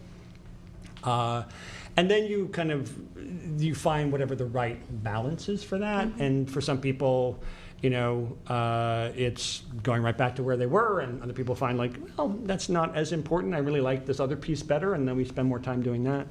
But it's sort of if there was any general rule that allows you to sort of guide yourself through that, is really recognizing, like, let's talk about it. Yeah. Like, is this feeling okay? Does this hurt? Does that hurt? I just want to spend time with you. I just want to spend time. I just want to be together in this way, and that allows you then to think about, like, maybe showering together is a way of just doing that and spending time, in an intimate way, without any kind of like, this doesn't have to be a porn movie, right? Like it just is it's finding different ways to be intimate. And, go on a bike ride, go sailing, go to a movie, go out to dinner. Like all those things are variations on spending time and reconnecting as a couple, as equal people, rather than as the patient and her caregiver. And that role, which is really important in the X number of months that you are actually, going through cancer treatment, is to recognize that, okay, and this is one of the challenges of stepping into survivorship, is like, we need to let go of this role, which, was a pretty important role to me. Yeah. Just no lie. Like I didn't do being a cancer patient kind of like on a whim, on a dare from my buddy. Yeah. Like, no, this is sort of a life and death thing for me, and so I put my whole heart and soul into it. So to step away from that feels a little weird, and that's a lot of where that grieving the loss of what the intangible part was, which is recognizing like, how do I then step back into being a full person, knowing that I can't go back to benign innocence? Because in benign innocence, the sex was great, right? And so now I'm in this idea of like, all right, well, I now have a place to think about myself, and I want to invite my partner to enjoy it with me. There's the technique from a sex therapy perspective is called sensate focus. And people can Google that, and there's a whole lot of stuff written about that. But basically the idea is that it's intimate touch with no performance expectation. And the touch is full body, and it's, all sorts of places. And you get to explore, like, because sometimes the erogenous zones have shifted. Sure. Right? And especially if, like, so for some women, and obviously this is it may be or may not be that because breasts are such a big part of our society and sexual identity and all that kind of stuff, they're certainly a big part of the sexual experience for many people. But if you've had a mastectomy, that breast doesn't respond well or the same as it did before. The sensation, there can be numbness around the nipple and around other parts of your body, where you'd be like, oh, that used to be a real turn on, and now it's like, whatever. That doesn't not doing anything for me. But there may be other parts of your body, and that's part of the thing of the exploration. It's part of, well, let me kiss over here and see how that works, and let me, so that piece is a way of, I think, having that spirit of exploration, and we're with the idea like we're going to be kind of re-equalizing ourselves. And the woman can think, well, my partner's going to let go of taking care of me like I'm sick and taking care of me like I'm a partner, and I'm going to step into that role of not being sick and not needing to be, taken care of all the time. Right. But that means I get to be a little bit more autonomous. I get to say what I want, what I like, and what I don't want, and I want to do this, and I want to set time aside for that. And so I think there's a lot of, so that's sort of, any particular case, there are specific nuances that you'd go into more. But I think as an overview about sexuality, I think that's a way of thinking about it that allows a couple to sort of reestablish the new normal. Sage advice. I was about to say, thank you so much for taking that question and really diving deep into it, because you just gave great tactics and takeaways that anyone listening to this can implement and start doing. And I really appreciate that, because a lot of times it's it's the elephant in the room. No one wants to talk about it. Right. It's uncomfortable. It's an icky topic. Yeah, exactly. So here on a podcast where no one can really see us, right? We can talk about it. Right. Exactly. I think so. That's wonderful. We'll turn things over to you, because I've been taking notes this whole time to give a recap, but I feel like this conversation could go on for many more hours. I know, and I don't want to hold David forever, but I wanted him to chat just briefly. I meant to show that earlier. That's part of your little SWOT analysis slide that you. Oh yeah, right. Yep. And because we're going to be posting your PowerPoint presentation as a resource for people, and they we'll announce it in the podcast or the intro or the close to reference that, to go back into it. So just to talk just briefly about what that analysis was. Yeah, so this is so the slide for the listeners. It has 4 columns, and there's the goals, the barriers, and the strengths, and the plan. And I think the way I think about how you approach this problem-solving way. And so I'm a very practical guy. Like, I like practical solutions. And one of the things I think about when time, just to harken back to one of the things you said before about, like, when should I give the information? Is it too much or whatever? And my general purview, what I've said to my colleagues is, give all the information that's actionable as soon as you can. The information that's not actionable, you can hold off on. So we've had this thing with genetic testing where people have these values of unknown significance, which is really super useful. Yes? Raise your hand if you've had that experience. And a value of unknown significance is an incredibly useful thing for the medical community, because over time, we're going to add up all those values of unknown significance, and we're going to see what they correlate with, and then they're all of a sudden going to have a known significance, and that they will no longer be unknown. Right. For the person who has them, they are, useless data. It's like saying to you, like, the microgravity on Mars is 5. I'm not even sure that makes sense, but just say that's what it is. So there you go. So now you go ahead and you live your life with that fact in mind, and just try to figure out, like, how does that affect me? Like, what does that do? How do I change my behavior? What do I do differently? Do I do the same things? And the answer is, I don't know. And that's a really unsatisfying thing to hear from your doctor. I don't know. Like, that just, no one wants to hear early on, too, because you get all of this like, right up front. So the idea is, I think, give actionable information as early as you can. And for patients and their families to ask for the actionable information and to say, like, if you have information that I can't act on right now, it's okay to be like, you know what, there's other stuff I can tell you, but there's nothing I can tell you that's going to help you decide what to do. And as I know information that's going to be actionable, I will tell you. So that's the sort of the premise around how much information to get. Because sometimes people give you a ton of information, and after you have cancer, the rest of it sounds like Charlie Brown's teacher. Exactly. And that's like, you had me at cancer, and that's right. So you don't hear it. So having providers recognize, like, I'm going to give you this information that's actionable, help you come to terms with what to do about that, and then I'm going to give you the next dose of information once it's actionable, and I'll help you come to terms with that.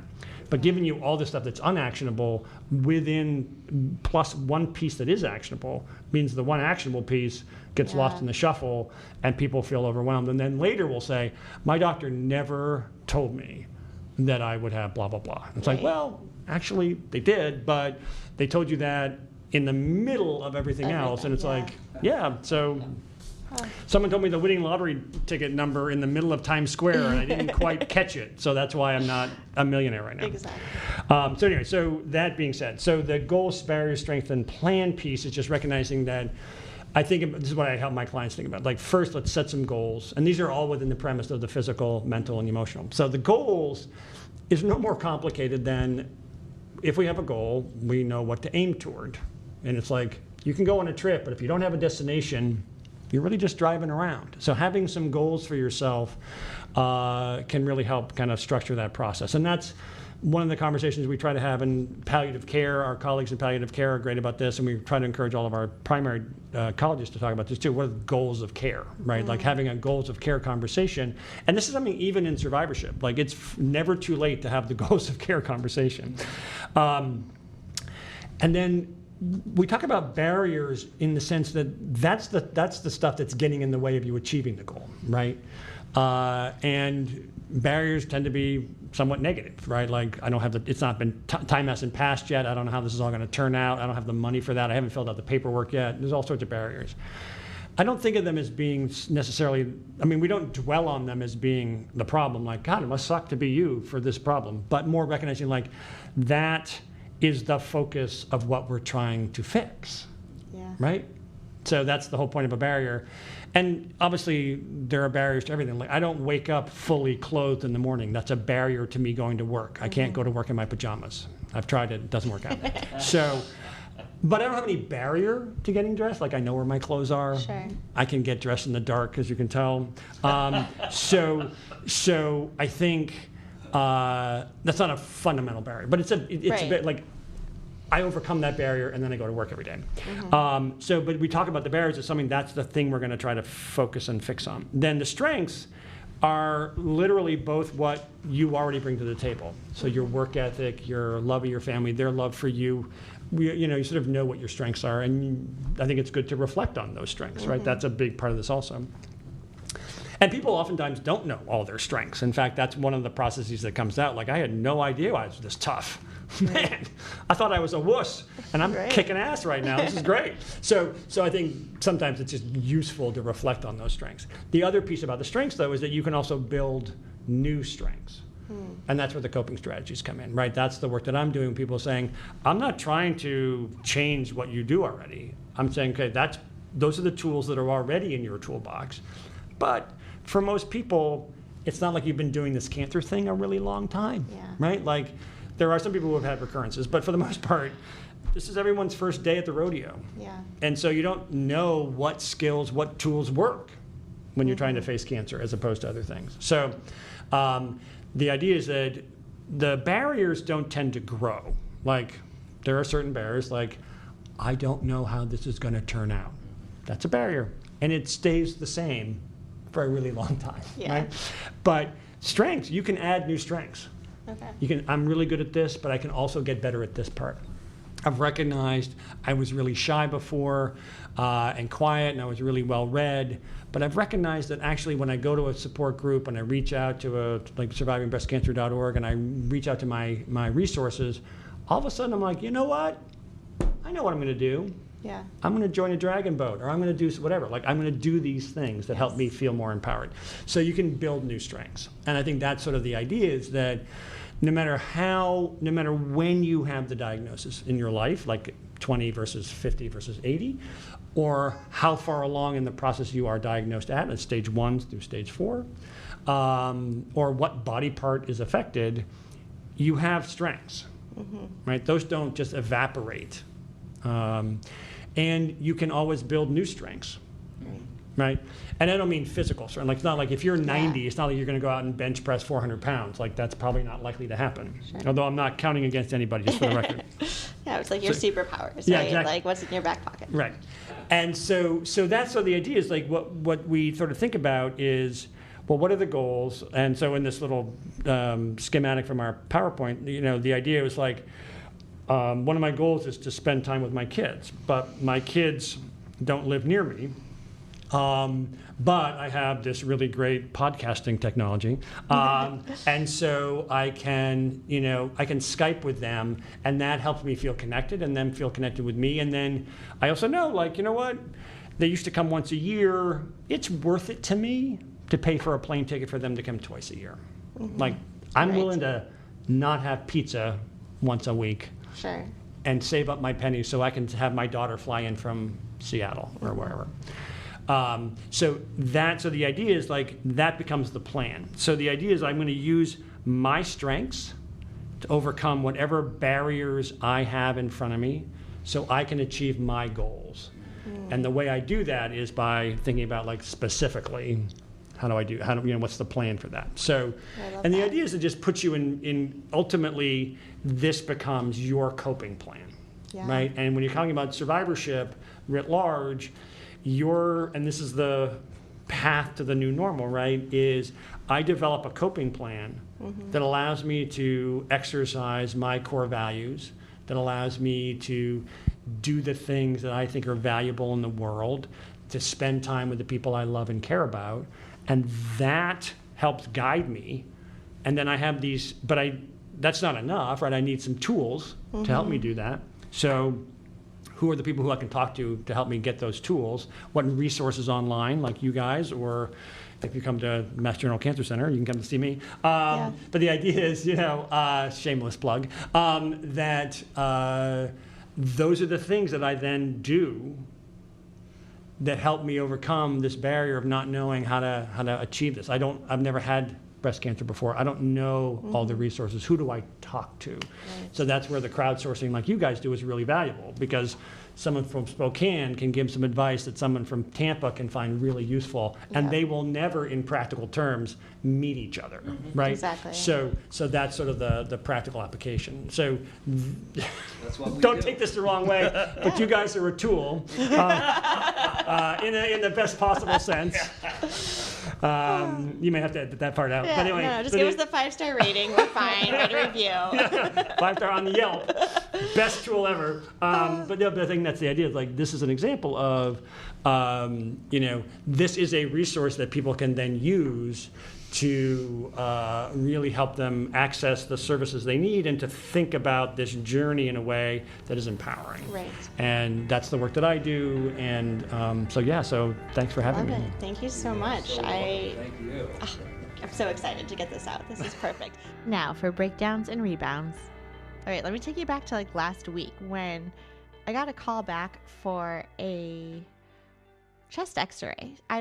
If you can't tell in my voice this week, it has been incredibly raspy. I'm dealing with a bunch of sinus issues, what I'm calling allergies. And I am so glad that my medical care team is so proactive. And, with cancer, part of this new normal is that you can never just go into the doctor's office anymore because every little thing is never just a little thing anymore. Every little thing becomes, let's do some blood work, let's do some more tests, and let's see what's really going on. Because again, at the end of the day, we want to make sure it's not cancer. So I go in because I have a cold and they want to do some chest x-rays to see if there's any fluid in my lungs. And everything seemed fine. I did an x-ray and went about my day. I never heard back from the doctor, so I figured everything must be fine. And if there was no phone call, I'm sure everything just checked out. And yes, there's no fluid in the lungs. We ruled out pneumonia, and this is just allergies. Well, lo and behold, on Friday, I got a phone call from my doctor saying that he would like me to come back and do a follow-up x-ray. Because of the reconstruction that I had, there are some dense areas that they couldn't see through on the x-ray, and they wanted to make sure that what they were looking at was actually the scar tissue and not actually, more dense, obscure masses on the lungs. Right. So that really left me with a good feeling. So this was my breakdown moment. I mean, you go into the doctors. This isn't even a mammogram. I'm literally going to see my primary care. I think everything is fine. I wanted to get some cough syrup because I wasn't feeling well. I was coughing all the time. And lo and behold, I get a call to come back for another chest x-ray. Definitely had a breakdown right there. I was not having it. It was so stressful. We all hear the term of scanxiety, waiting for results, and it doesn't get easier. And this was something I totally was not expecting. So yeah, that really sucked. So what did I do? What was my bounce back moment? I turned to our online community on Facebook. We have a closed Facebook group where all of us breast cancer thrivers post pictures and comments and questions and support each other through the ups and downs of a breast cancer diagnosis. So I turned to my besties over on my Facebook group and just say, friends, oh my God, this is what's going on. This is totally crazy. I don't know what to expect. I thought I was keeping it pretty cool. And, I actually couldn't sleep. I was up at 3 a.m. writing this post because clearly the anxiety was weighing in. So the bounce back moment takeaway is that you need community, you need support, you need to put it down on paper. The moment I started typing my post about what I was feeling, I immediately started to feel better. I knew I wasn't going to be judged in this environment, and I had a million people reach out and send the hearts and let me know that they're thinking of me and letting me know that they've been through something similar, and immediately I didn't feel so alone. So yes, bouncing back, it definitely is possible, and we can totally do it. Thank you. If this podcast was helpful, be sure to subscribe, share with your friends, and leave a review so we know that you liked it. There are so many ways to join our community. Be sure to subscribe to our weekly newsletter at survivingbreastcancer.org. Follow us on Instagram, survivingbreastcancer.org, all one word, and on YouTube at bit.ly/YouTube SBC, and on Twitter, SBC_ORG. If you have a topic idea or would like to be a guest on our show, please contact me at laura@survivingbreastcancer.org. We love hearing from you. Please remember that the content here should not be taken as medical advice. The content here is for informational purposes only, and because each person is so unique, please consult your healthcare professional for any medical questions. Views and opinions expressed in our podcast and website are our own and do not represent that of our workplaces. While we make every effort to ensure that the information we are sharing is accurate, we welcome any comments, suggestions, or corrections. In no way does listening, reading, emailing, or interacting on social media with our content establish a doctor-patient relationship. Thanks. Until next time. Talk to you then.